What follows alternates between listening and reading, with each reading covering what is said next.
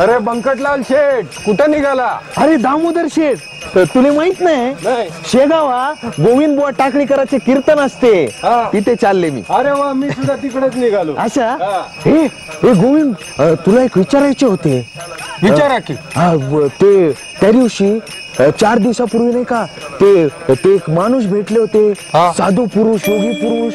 तुम्ही का ते शीत खात होते बघ. अरे ते काय महाराज?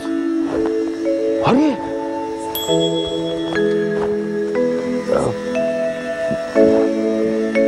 महाराज, महाराज काही सेवा करू? सेवाच करायची असेल तर हा तुंबा भरून पाणी घेऊन ये नाल्यावरून. मले नाल्यावरून? महाराज, हे तुंबा नाल्यामध्ये डुबणार बी नाही. आणि नाल्याचे पाणी लय खराब असते, तिथे गुरढोर येते जाते, माणसं बी येते जाते. मी आशा करू, तुम्हाला हवं असेल तर मी दुसरीकडून स्वच्छ पाणी मागवते. दुसरं पाणी नको मले, नाल्याचंच पाणी घेऊन ये मले, पण तेही तुंबा भरून. वंजळीनं तुंबा भरू नगस. जी महाराज.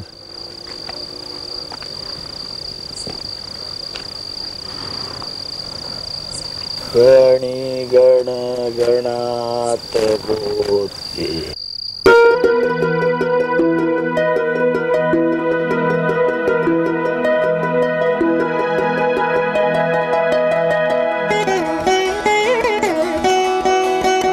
चमत्कार महाराज, चमत्कार महाराज, चमत्कार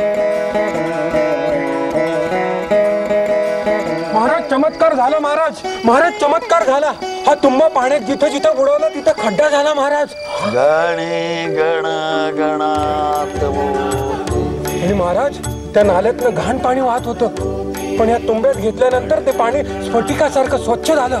गणी गण गणात बोधे. महाराज हे घ्या, पाणी घ्या महाराज. काय रे बंकट, नुसत्या पाण्यावर माई बळणूक करते? तसे नाही महाराज. महाराज हे घ्या महाराज. अरे हे धन माय काय उपयोगाचं? अरे हे तुमचं व्यवहारी नाणं. तू तुझ्या भक्तीचं कणकणीत नाणं दिले मला. मी तृप्त झालो महाराज, तृप्त झालो मी. गणी गण गणात बोते. जा, दोघे बी जाऊन देवळाले कीर्तन ऐकत बसा.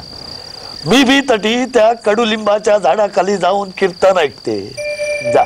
हो महाराज. गणी जी महाराज. येते महाराज.